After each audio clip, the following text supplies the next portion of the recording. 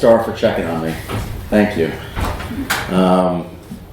So, it's an ebook. It's not a book. Visit our site, download it. So we've spent a lot of time, David and I, talking about these pitfalls and helping folks understand them.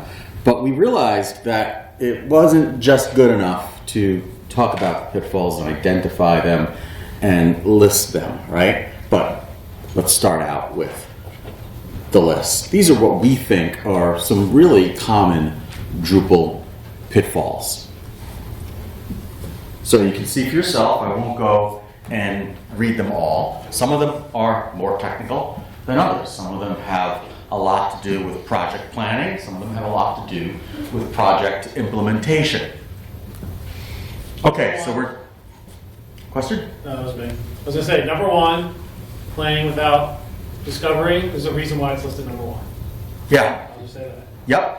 We would say that that is definitely the biggest, hugest pitfall of them all.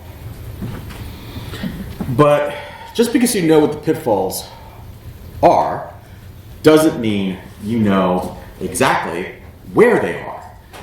They might be hiding behind a steep hill curve.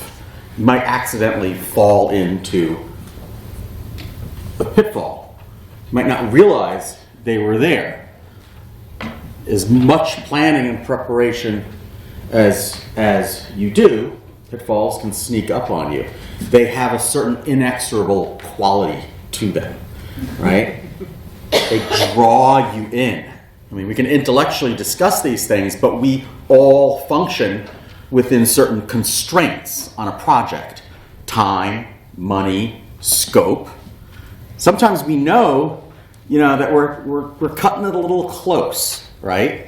It's like, oh, yeah, that discovery should have been 2 weeks, not just a week. Or, yeah, we didn't have a chance to fly so-and-so in. Or, wow, there was a really bad connection, and the people in this part of the world didn't get to say their piece. Oh, it's okay, we'll catch up. We'll do that next week, all right? Skip this section. That's not a big deal, right? That's not a big deal, right, exactly. We don't have to QA. We'll just save a little money, cut that out. It's fine. Not a big deal. QA it after launch.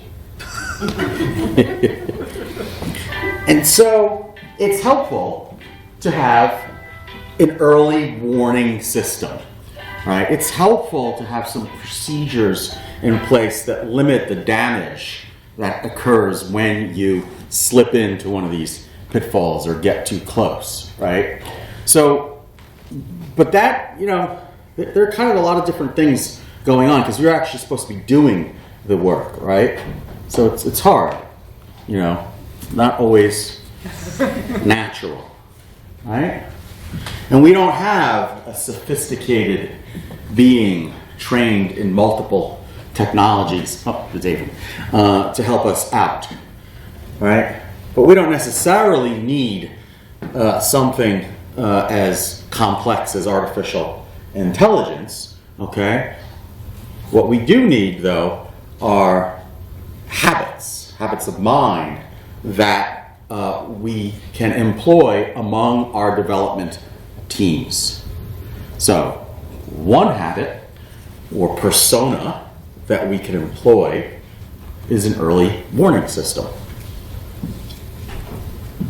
So, we don't have to be in the coal mine, but if there's someone on our team who's trained to be extra sensitive to certain conditions, and then we have a list of all those pitfalls, and maybe it's a bigger list of pitfalls that might apply to the particular project that you all are working on.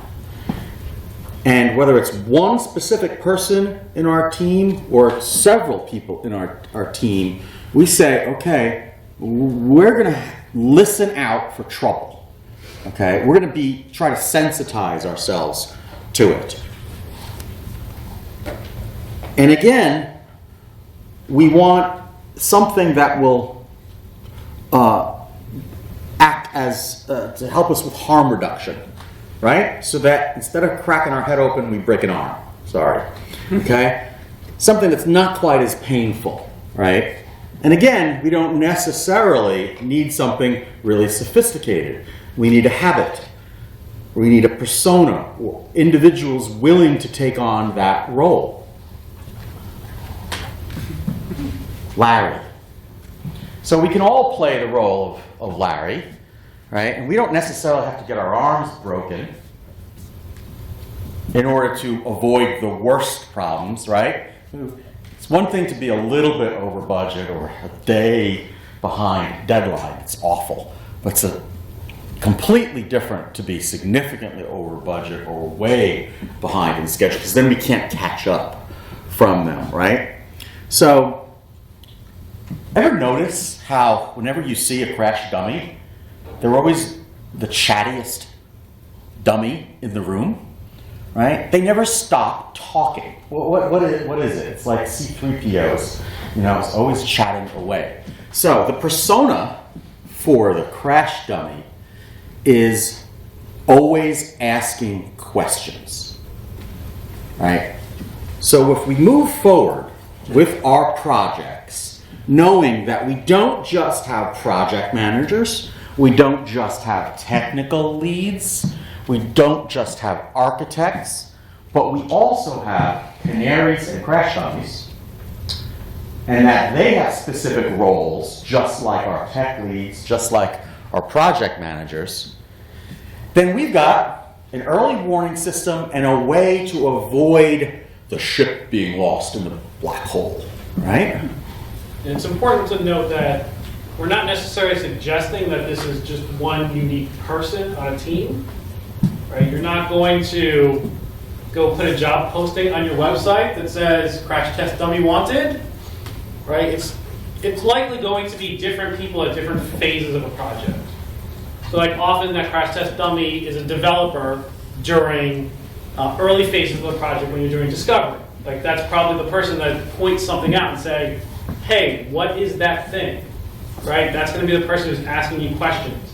And you need to be able to answer those questions. If you cannot answer questions, that's an early warning sign. That person is pointing out something that you need to figure out. They're asking you where data came from. They're seeing some piece of functionality on a website and asking you, what is building that? How does that work? You want me to reproduce that in a Drupal site or migrate some content or something? I need to know where that's coming from. If you ignore that person, that's just going to come back to you later on. So at a later phase, when you start getting into development, that person now needs to provide an estimate or understand how to build that thing, but you ignored them in an early phase. And then during other phases, other people are going to ask different questions. And people will often ask really stupid questions. But you should encourage that because you should be able to answer those questions. If you cannot answer those questions, then that's a warning sign. Someone is bringing up something that you yourself do not understand. And if you don't understand it, it's still going to be something part of your project that you're going to have to deal with later, but it's going to bite you. And if you're a member of a team and you're working with another team, you usually don't want to be the person that asks the stupid question, right? It takes a certain level of confidence, right, in order to put oneself out there. But if we know that we're creating these roles, right, and we're sharing this with our stakeholders, we elevate the importance of always asking questions. And you know what? If somebody is always asking questions, there's often, other folks in the room whose response is, shut up already, right? What is it? Let's just start. Let's get on with this. All right. If somebody on your team is asking stupid questions, I can guarantee you that later on the client is going to ask the same question. Right. So be prepared to know how to answer. Because those are the worst questions when you don't have answers to the stupid questions. All right. Well, then is it a stupid question?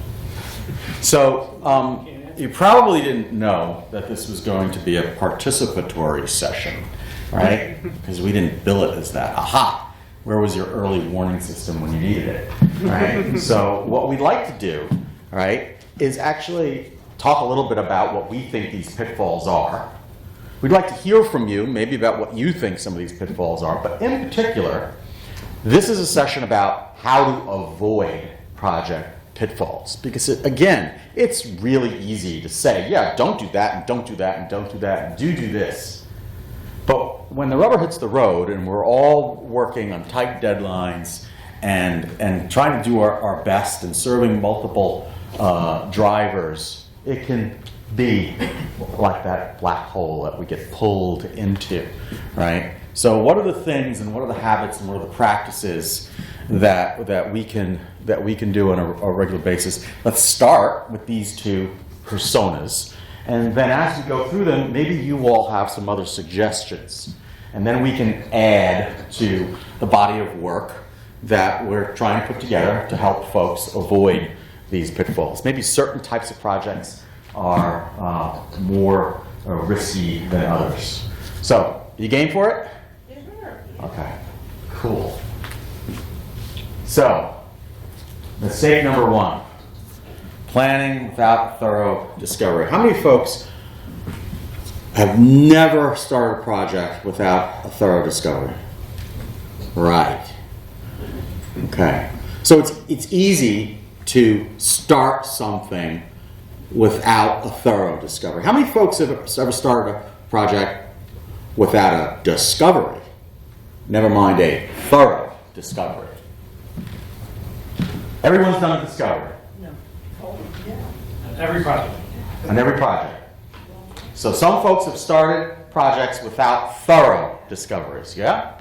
Okay. Did you discover anything along the way after you began developing? Requirements didn't match up with what we were supposed to deliver. Oh, I think he said requirements didn't match up with what they thought they were supposed to deliver. That's novel. Never heard that before. I thought that was going to do something different. So,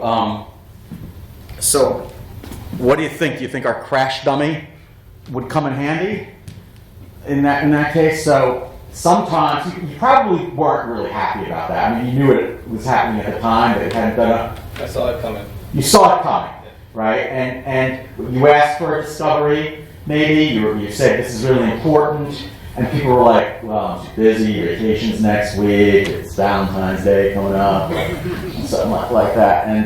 And so you knew it intellectually, right? But then that still led to some problems that were tough to solve. Yeah.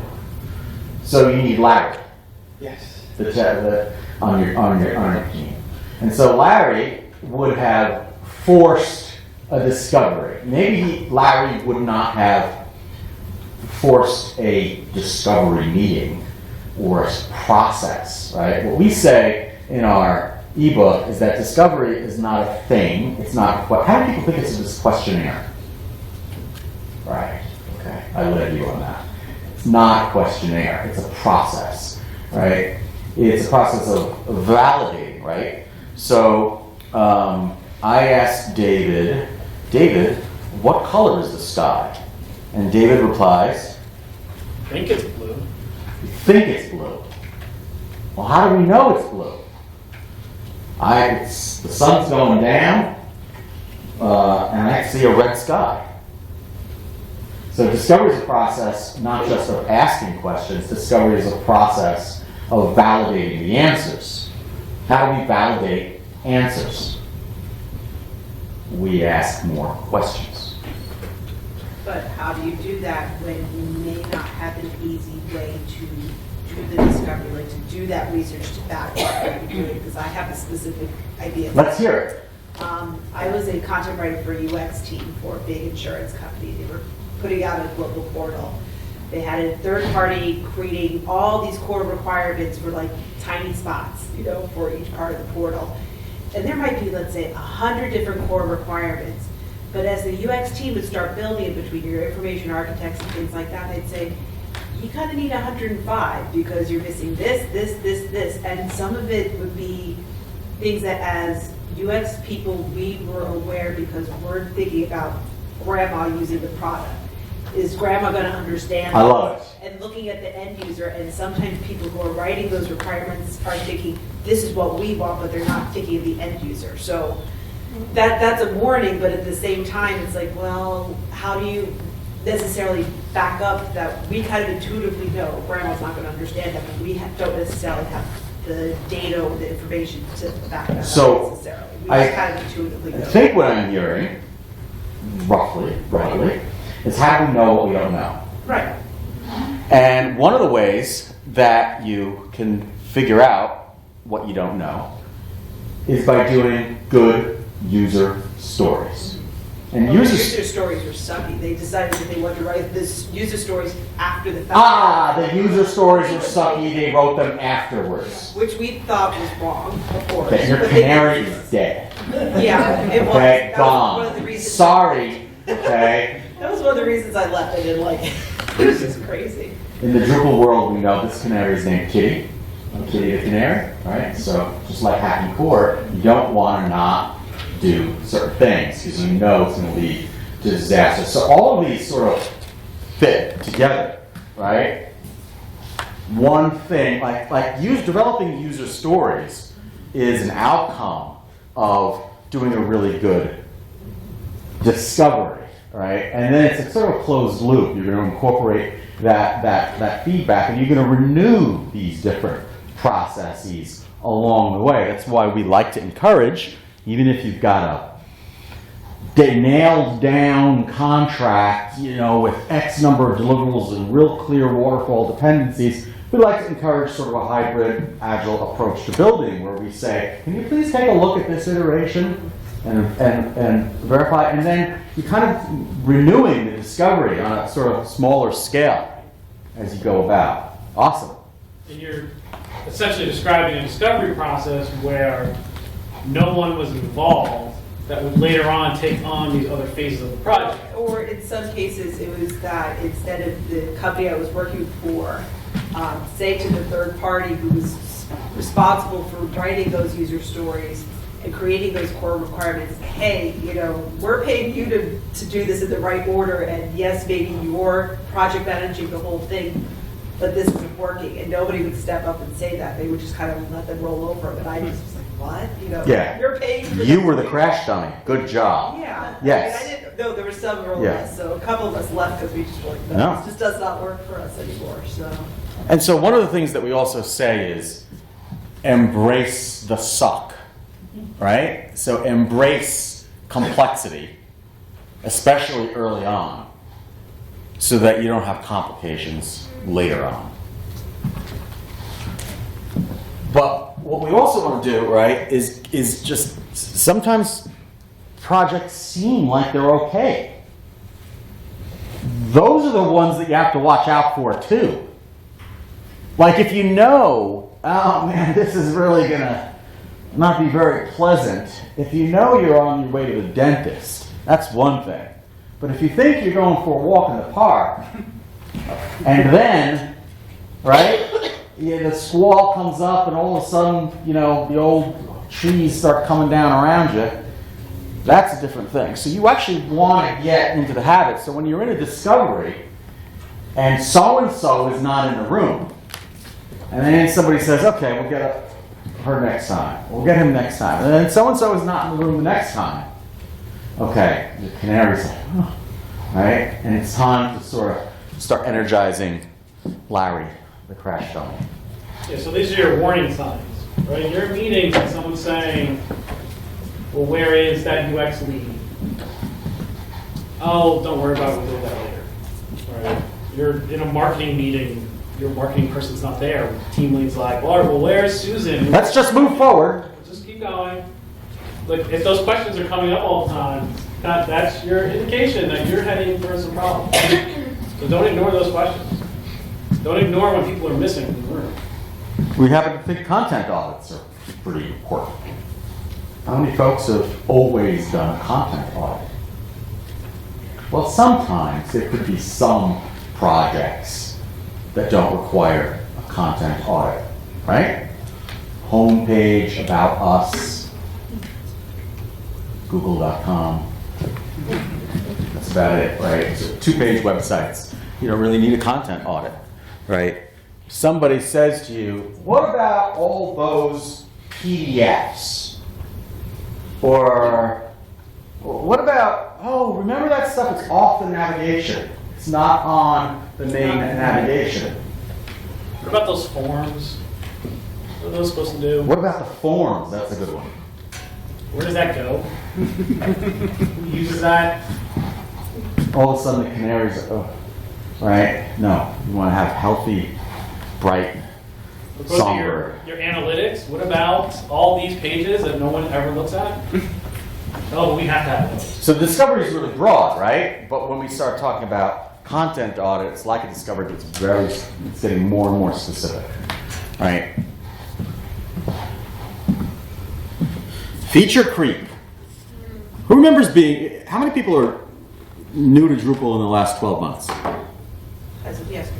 Okay, so you remember, it wasn't very long ago, when you went to drupal.org/project, right? And you saw all those modules, right? And first reaction probably was, oh wow, it's a little overwhelming.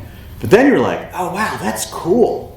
That's cool. At least that's what my experience was. When I got involved with Drupal, there were 800 modules, and I went through every single one of them, all right? And even with 800 modules, I didn't feel very good afterwards, all right? I felt like I had gorged on too much candy, all right? So when you get people that are new to Drupal, they might be like, can Drupal do this? And you're like, oh wow, let me tell you what Drupal can do. It can do so many great things. And you know what you just did? You just mismatched expectations, right? Because if they're asking, can Drupal do this? Chances are, there's a good chance it's a little out of scope, or what have you. You need to be careful about those kinds of discussions. Because next thing you know, you're building a project that's bigger than the container that you have for it. So feature creep is a huge one. It's just so easy and so exciting. So you got to watch out for people. I push back on that all the time as much as I can, because usually when you're starting your project, you have a plan. So if you went through your discovery, your content audit, and you start building out exactly what the site's going to do and how it's going to look, hopefully someone's gone through a proper process of aligning all of your content and your content types and site functionality and different things that you need, and it's a plan that makes sense and all the pieces work together. Everything is there for a reason. And then later on, someone says, oh, can we just add this thing? Wouldn't it be cool if we put this little widget? But how does that thing actually fit into the larger plan for what you all agreed to in the beginning? Or does that just end up being in the way? Is it drawing your users to something they don't really need to? Is it disrupting the purpose of that particular page that you added this thing to? And do you even have what it is that you need to make these cool widgets even work? Right? So some other site has some real awesome cool thing on it, like, oh, we want to add that too because it's so cool, that's what everybody does. But does your mission even make sense with that widget? Or whatever that feature is for a page, right? Like, does it make sense for you to add these gigantic graphical elements to a page when you don't have the graphics to go with it? Your company is not something that produces photography. It has anything that makes sense for that kind of stuff. You know, you're going to just tack that on later on, and then eventually your site starts becoming a mess with all these little widgets and things that you don't even need. And you've delayed your timeline. You're more likely to fail on delivery. You're more likely to add complexity that somebody had to hack in because you just had to have that little feature that creeped in. And it just makes everything start to get progressively worse and worse over time. Push back. And larger organizations are usually pretty good about this, right? If they're phasing in different things, they understand that it's much more difficult to get something very heavy off the ground, okay? But we don't want to confuse feature creep with future proofing, right? So the price some large organizations might pay is, okay, we know we don't want to build too much into this, but if they don't consider where they want to be 6, 12, 18 months down the road, okay, with making sure that something has been built that can support these additional features, then they run into sort of the antithesis of it, the opposite problem. So this is a little bit more complicated than it would seem. How many folks have run afoul of something like feature creep? Right? And you're like, oh, damn, why did I open my mouth? Okay, so discussions are good. They should happen, but sometimes we need to put them in their boxes. All right? Jim, you want to say something? I just wanted to add to what you were saying. So you're pretty much making a distinction between what the client wants and what the client needs, right? Yes, exactly. Good. So again, simple sites, it's very easy to say, do we, user stories, look, it's a consumer brand, simple site, why do we need to go through all this? Well, sometimes you don't, right? We're not saying there aren't exceptions to the rule, but you want to have these personas listening out and asking questions, okay? So what happens? Simple website, right? Well, it might be simple to your Aunt Enid or your Uncle Bob, but is it simple to David, who's got to develop the structure for it? Is it simple to Keith, who's got to explain to his staff how to enter all that information? It might not be simple at every level, right? So user stories are not just for end users. They're also for the folks that develop and manage the content on your site. They're for subject matter experts, and they're for support staff. Yeah, that's something that I see people very often never actually do. It's a user story for editors. Right. So here's a user story for someone who's visiting your site, is going to go through a certain site section, is going to look at certain information, yada, yada, yada. When you just build this giant complex software product, what is the user story for Karen, who actually has to go in and add a page? Yeah. She now has to go through these steps, add 15 things, click on all these different buttons, add stuff she doesn't understand, paste in some HTML in this field, yada, yada, yada. Some developer who made it was like, oh, it's not that complicated. It's just a bunch of stuff. I feel like it's easy. But is it easy for that person who has to actually do it because you're not the one who's going to do it? So if you're in the middle of your development sprint or an iteration, and somebody asks this question, there's a problem, right? Because your developer is making certain assumptions about what that person who's entering this information knows. And you can't have your developer making assumptions like that. Then you're not building one website or one application, you're building multiples until they get it right. And that's a very quick way to sink a project as well. Or what they have. I think people overlook that. Every time I have to build a content type with a big giant hero image, I always say, well, you need to have one of those every time someone makes one of these pages. Is your entire process going to get delayed because that person is waiting to find the right photo that has to go in there, or they don't have it, or they have to wait on someone else? And is that disrupting your entire editorial process? Right? If you have events and you make it mandatory that these big graphics are on it, are they going to do that every single time they have an event? It's going to have this big giant image on it? Or are you just going to end up using the same one over and over again, and it just looks ridiculous every time they build a page? There's this ugly stock photo of some random event. And So if the you, event has a title and a date and time on it. and if you don't have someone on your team who's asking these questions, or if you don't have multiple people, if your team doesn't have this culture, right? We could just as easily, replace these metaphors of the crash robot and the canary, right, for cultural statements, on your team and your organization. Always questioning, always validating, or trust and validate, trust and verify, whatever works for your organization. But it's these habits of mind that your team needs to internalize. So testing. It's easy to do, especially with sites we think are simple, right? Can you always answer this question? If you can't always answer that question, then there's a looseness to your workflow.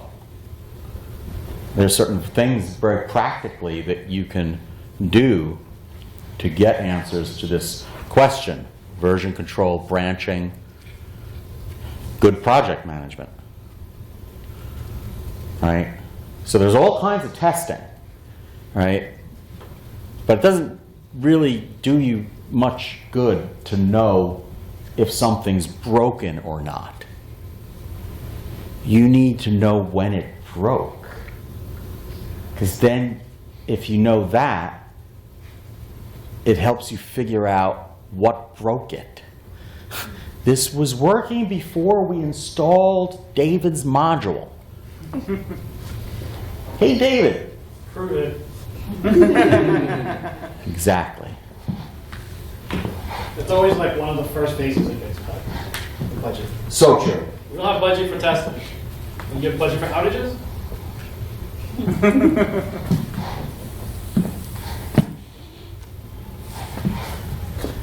This guy's hat is firmly planted on his head.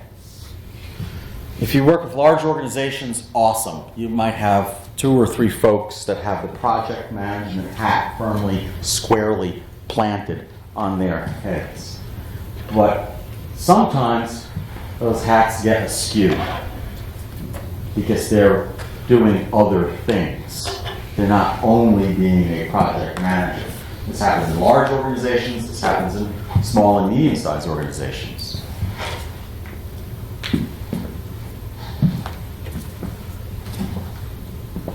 All you need is a developer. Right. You're not building it.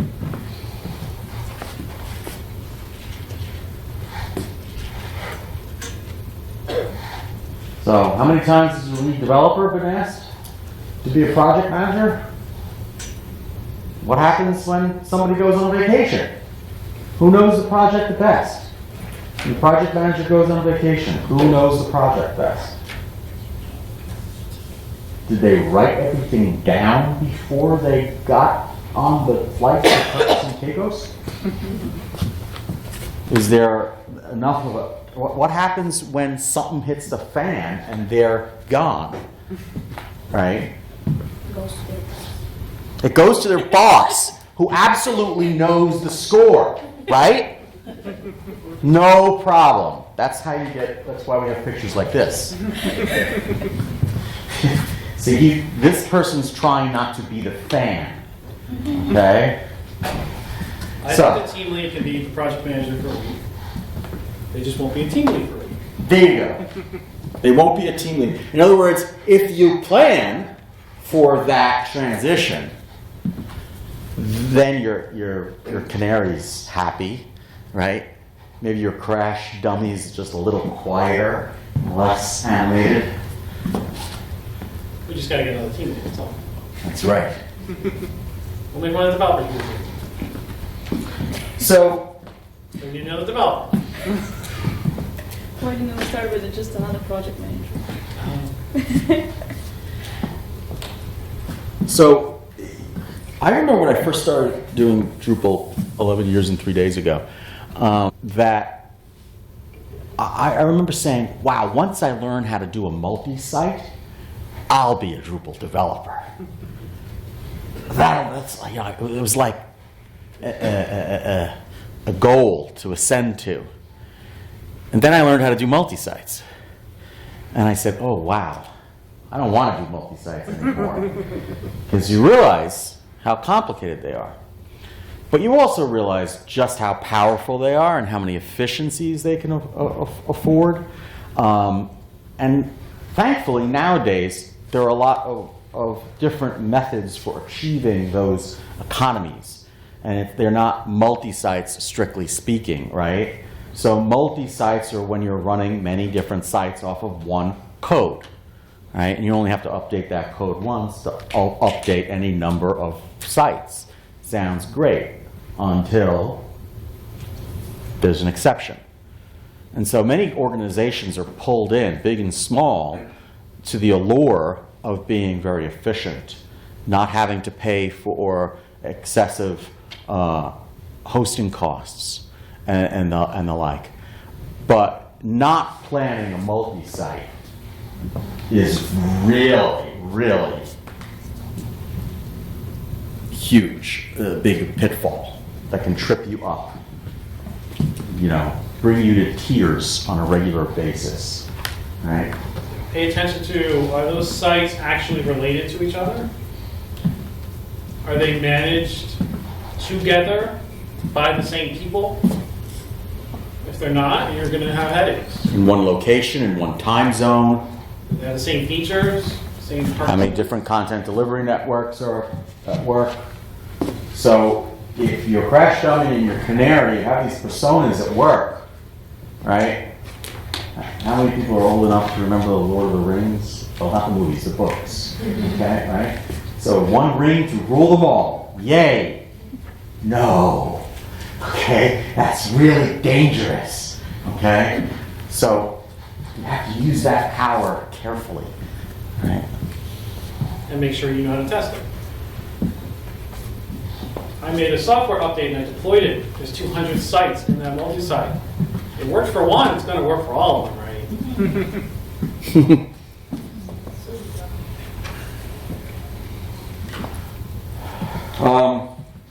How many people have been webmasters?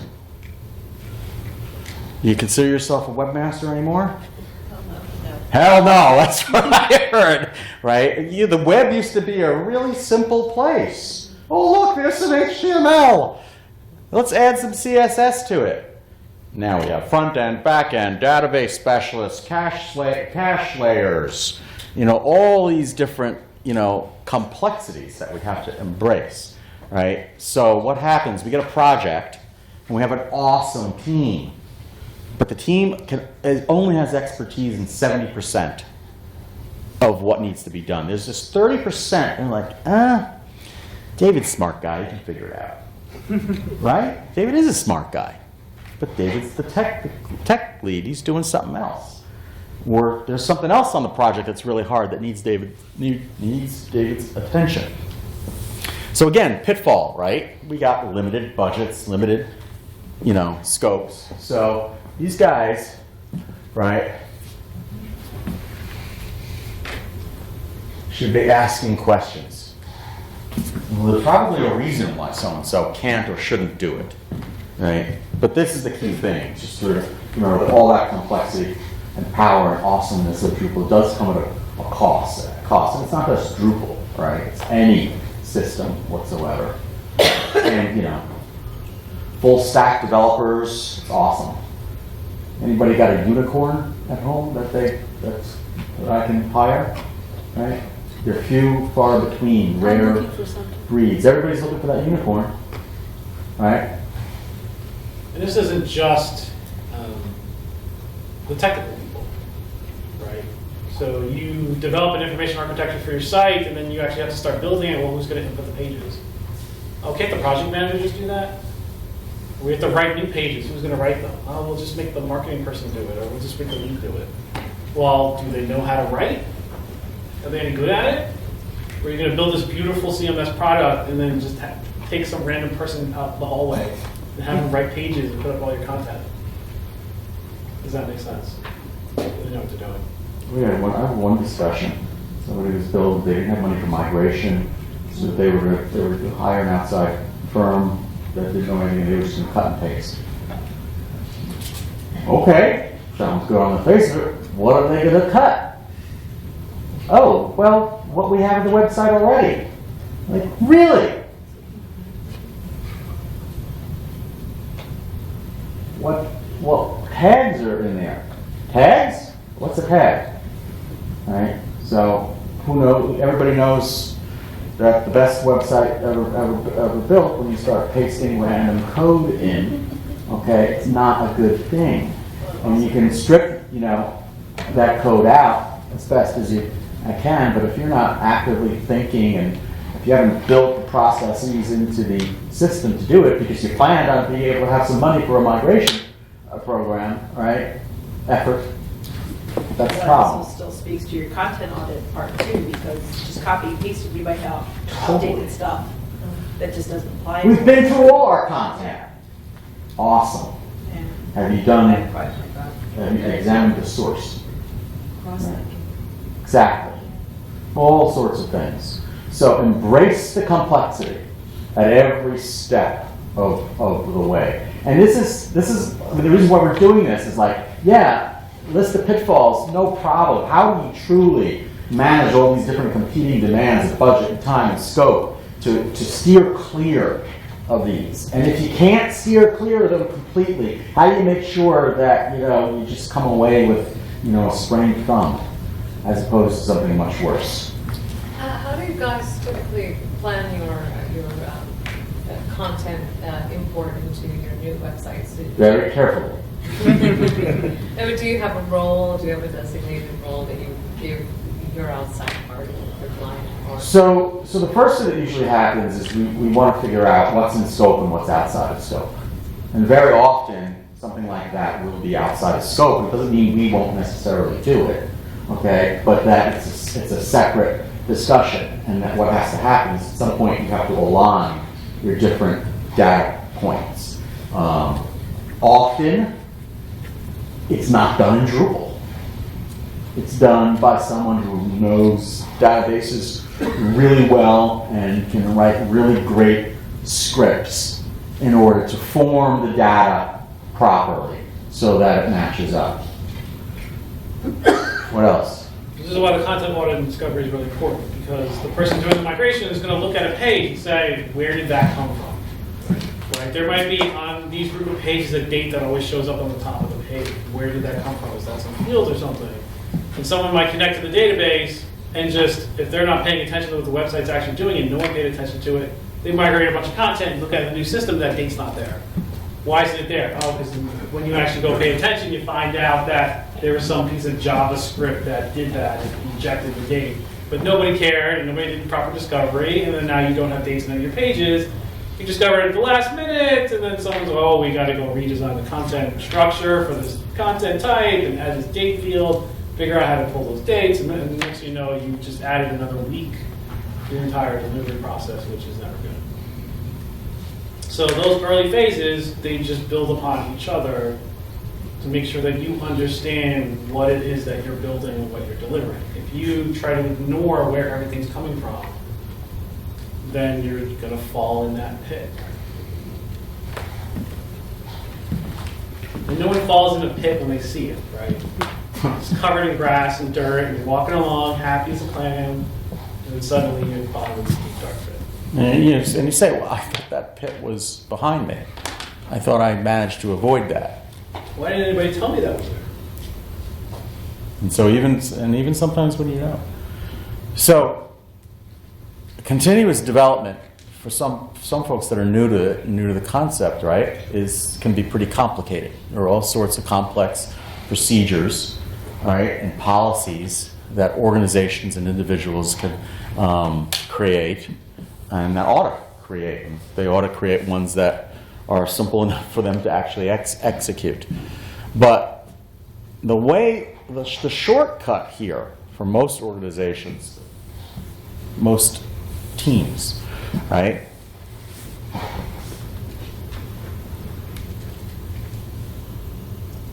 There's the imperative. This is why we do it.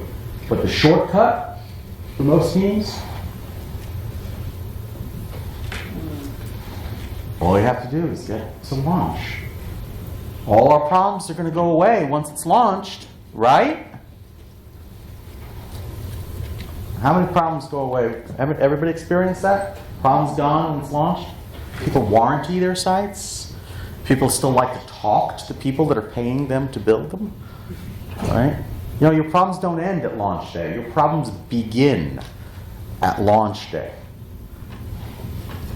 So you have to have a plan in place to make changes, to make updates, to continuously improve your product, even after it's launched, especially after it's launched. Right? And so again, if you've got, a culture on your team that says, well, how are we going to handle this when? I can tell at least 5 problems you find after launch you were supposed to find. That you were supposed to find beforehand. Yeah. Problem 1. You launch, your site is so popular, 100 million users go there and it's down. Yes. Problem 2. 1 month later, your VP asks you for reports to find out how many people are visiting the new website. Well, we don't have tracking. So how do we get that data? No way.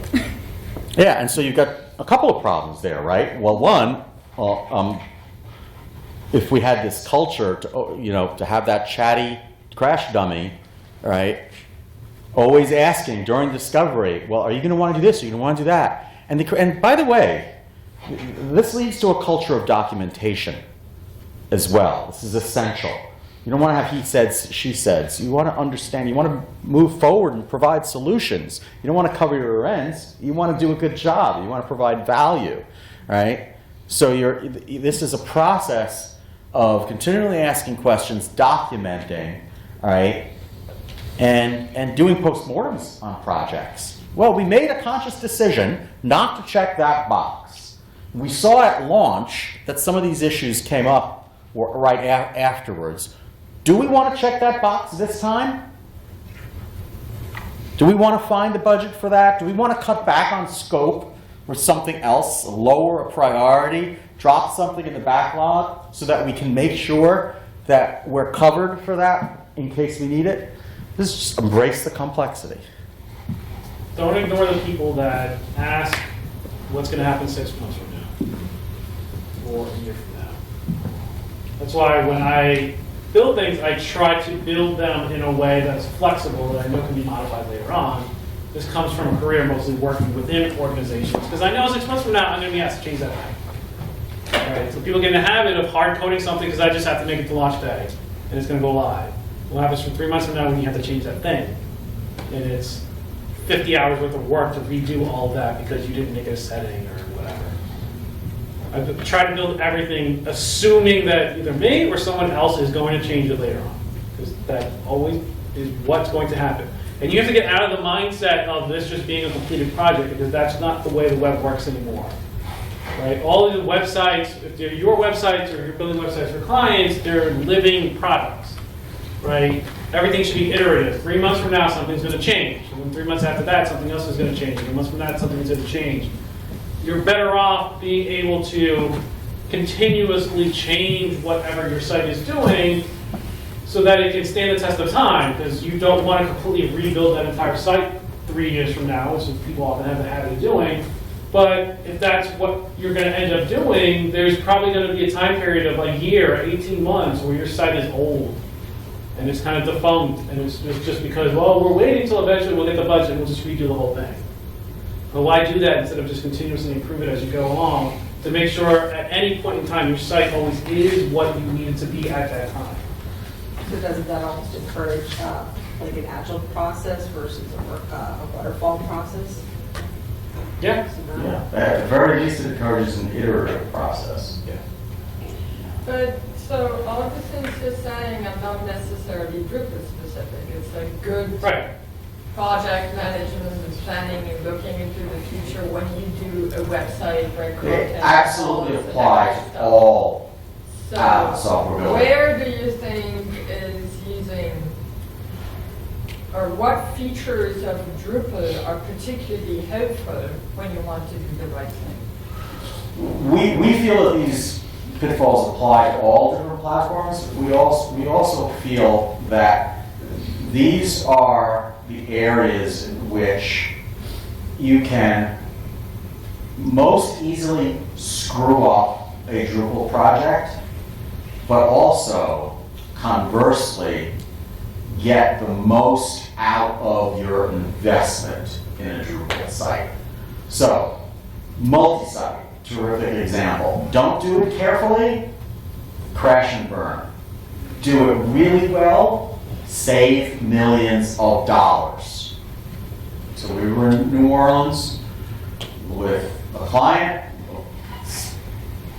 They talked about it publicly, we can talk about it publicly. We got a representative from General Electric, and they were talking about the platform that we built for them, and they were talking about how many millions of dollars their multi-site saved them.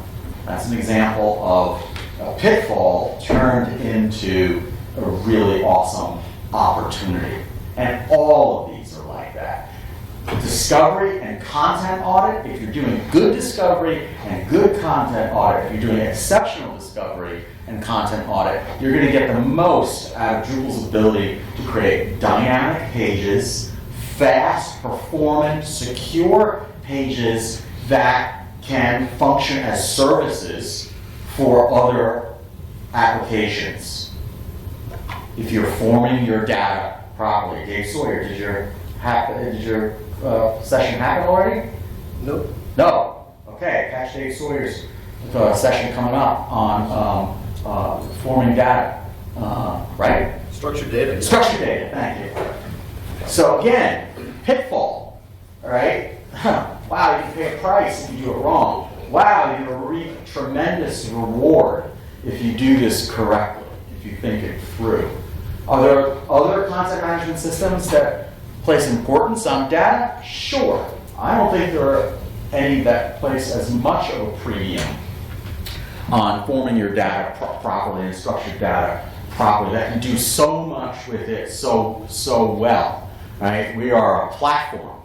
We have a content management system in the box when you open it up. But we're a platform that you can build out a lot of things, okay? And we are akin to a framework where you can build out a lot of other custom things and connect with a lot of other systems. So again, each of these pitfalls, if you fall into them, okay, you know, you're dead, you lose momentum. You can get out, you can crawl out, you can recover, but you lose momentum at the best case scenario. But if you really put effort into some of these processes, they're not pitfalls, they're opportunities. If you want something more specific, more technical, I would say pay attention to what the system, what Drupal is designed to do. It's designed largely as a site builder product for people to structure their content, build out content types, and manage that through the user interface, right? So I tell people, avoid doing things like hard coding stuff related to that, right? If you hard code how data is printed out in your templates in the theme, for example, well, can a person who's then managing that content type go to the user interface and change the order of fields? No, they're going to change the order of fields. When you go look at the page, the fields are still going to print in the same order because someone who built a template for that just printed them in that order. So now you've screwed with what the system is designed to do, right? And there's lots of different places like that within Drupal. Like avoid hard coding things. Use the system. Do things the Drupal way, right? Use it the way it was intended to be used, so that over time, as you need to make changes, and you need to make changes in the Drupal way, you can do those without getting trapped. Like, okay, well, I can't just move those fields around. I have to hire a developer again because all this stuff is hard coded, and they have to go back in the template and change the template again. And you just keep going through that every single time you need to make any kind of update. It's the same thing when people build CSS for their themes, a design. You can essentially like hard code styles, but it'll look the way it was designed to look, right? It's pixel perfect. All I need to do is get the launch tag, and that content type look the way it's supposed to look, and then somebody wants to change something about it, and it breaks the entire layout, right? Because that's what they're doing. They're just hard coding things to look exactly the way it's supposed to look that one way, not be flexible. So the system is incredibly flexible. Make sure you're doing things that work with the flexibility and are not fighting it. And last but not least, something you guys already know. Right? You are awesome. You are part of the community. You're learning and you're helping others learn. Right? And so often though, we don't have time. We don't have time. Well, do you have time for this site to go down? Do you have time for your workflow to just stop? Right? I don't have time to do content audit, full discovery. Well, then you get to the step where you need to migrate content. How do I know what to migrate? You didn't have time to figure out what I need to migrate, so now it's going to take me twice as long because I now have to figure out what to migrate and then I can do the migration. So at which point in time are you going to set aside the time? And you know, because we're talking about the community, the open source community, it's, okay, do you want to start building that migration out, or do you want to spend some time first talking to somebody who built that module, who's done, you know, all that scripting before? You're in a Microsoft product or you're in another proprietary product, you can't really do that as readily as you can with our open source community. Right? So not spending the time to tap the community, whether it's attending an event listening in on IRC, joining a Slack channel, or whatever it is, you don't have time for your team members not to be engaged at some level in the community, at the very least, learning, and ideally, like we have a lot of organizations and large organizations that have been using Drupal, reinvesting back in the community so that they can get a return as well. You know, oh, we need XYZ feature, right? They support the community, well, they get XYZ feature and play an active role in developing that. And so this is one of the biggest pitfalls, right? You know, you do something happens, you don't, I said this all the time, I'm reminded of it now. I do a lot of classes. I get two kinds of people in my class. Those that are really happy that they took the class before they started working on their project, and those that are really bummed that they didn't take the class before they started working on their project. Okay, it's not just my class, it's this community. All right, so you want to be the former, not the latter. Okay? Because you're going to be one or the other. Yeah, I mean, you don't have time to contribute to the web form module, but you have time to rewrite the web form module from scratch because you're not going to use open source, right? Which is going to take longer. You don't have time to go to meetups, but where in half an hour you might learn something really awesome that you're going to use on a project, or you could spend 6 hours trying to figure that thing out yourself some other day because you were just uninformed as to what's going on.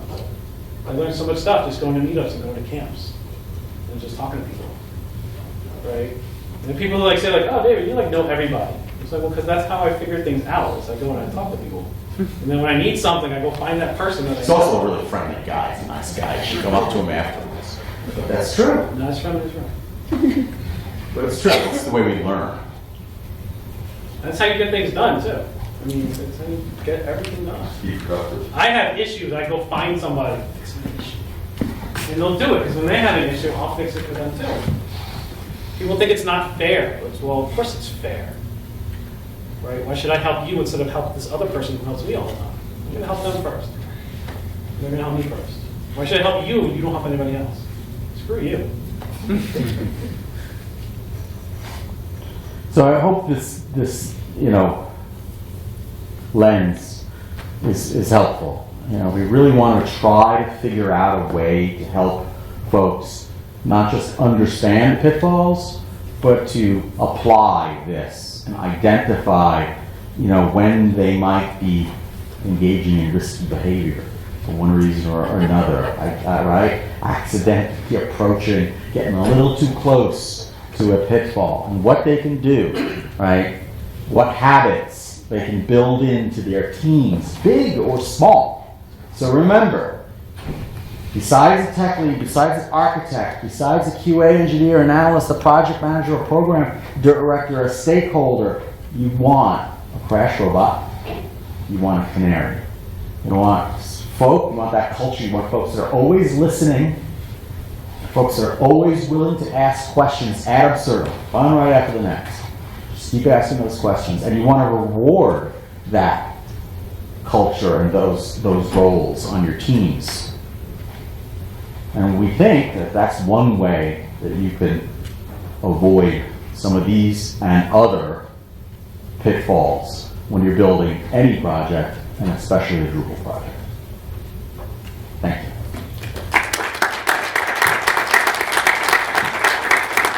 I don't think we overstay our welcome. It's 2:35. Wow, how did we do that? But if there are questions, comments, by all means, we'll stay here until we get kicked out. If not, get on to the next session. Enjoy. That would be Dave Sawyer's session, which is in E109. 109. There we go.